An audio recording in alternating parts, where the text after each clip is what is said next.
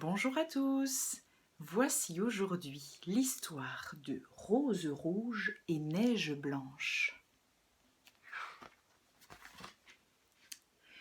Dans une humble maisonnette vivaient une veuve et ses deux petites filles.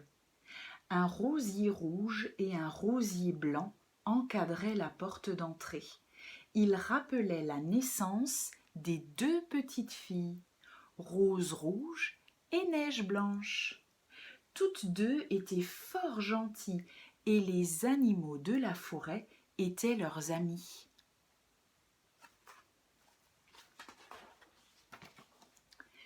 Cet hiver-là, il avait neigé abondamment. Une épaisse couche de neige recouvrait le pays et le vent du nord ne cessait de hurler. Un soir, tandis que les deux fillettes filaient la laine et que la maman lisait à haute voix un joli conte de fées, on entendit frapper violemment à la porte. Qui cela pouvait-il bien être à cette heure-là et par un temps pareil ? Rose rouge et Neige blanche pensèrent qu'un voyageur égaré venait demander son chemin. Elles s'empressèrent de tirer le verrou et d'ouvrir la porte. Un tourbillon de neige s'engouffra dans la pièce et elles se retrouvèrent face à face avec un énorme ours brun. Terrifiées, elles coururent se réfugier auprès de leur maman en hurlant de frayeur. Mais l'ours les rassura aussitôt. « Ne craignez rien, dit-il de sa grosse voix. Je ne suis pas méchant. Je voulais seulement me réchauffer un peu. Puis-je entrer ? Certainement, monsieur l'ours, répondit la maman. Venez donc vous asseoir près du feu. Dès qu'il fut installé devant l'âtre, l'ours se mit à bavarder gaiement. Les fillettes apaisées prirent alors des balais et brossèrent doucement la neige qui le recouvrait. Le brave ours passa tout l'hiver chez ses nouvelles amies. Mais quand revint le printemps, il leur expliqua qu'il devait les quitter et retourner dans la forêt pour défendre ses trésors contre un méchant nain. Il fit donc ses adieux et quitta la maisonnette avec regret. Le beau temps revenu, les deux fillettes reprirent leur promenade dans les bois. Un jour, elles aperçurent un nain qui se débattait comme un beau diable. En voulant abattre un arbre, il avait coincé sa barbe dans l'entaille. Rose rouge courut chercher des ciseaux et coupa le bout de la barbe.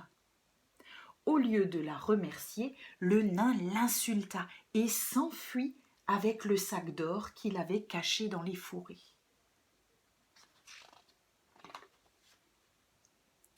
Le lendemain, la barbe entortillée dans une ligne, le nain allait périr noyé, quand Rose rouge le sauva de justesse.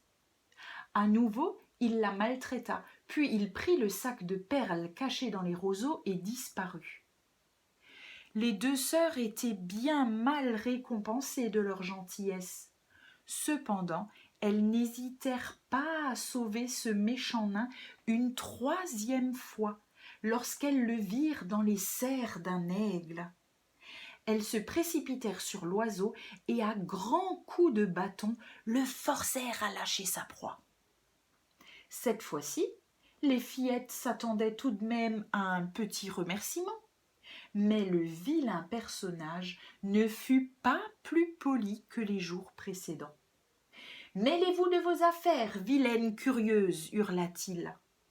Puis il ramassa un sac de pierres précieuses sous un buisson et détala. Rose rouge et Neige blanche étaient très intriguées par son comportement étrange. Afin d'en savoir plus, elles décidèrent de suivre le nain sans faire de bruit et l'observèrent.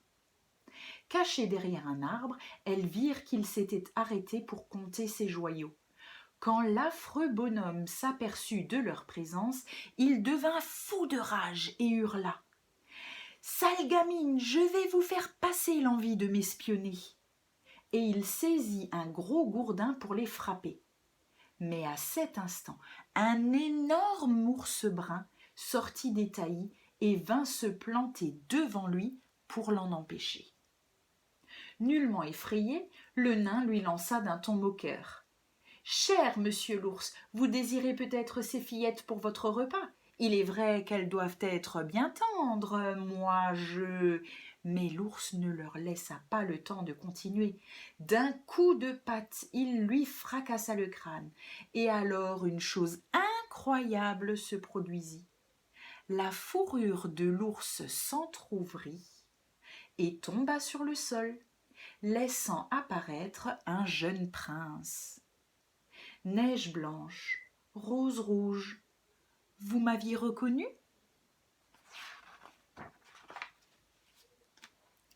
Puis il poursuivit. « Jadis, ce sorcier m'avait changé en ours, et depuis il s'acharnait à voler mes richesses. En mourant, il m'a libérée à jamais du sort qu'il m'avait jeté. » Et quelques mois plus tard, le prince épousa Neige blanche, tandis que son frère épousa Rose rouge. Voilà les enfants, un petit conte de fées que je vous ai raconté aujourd'hui et je vous dis à demain. Au revoir.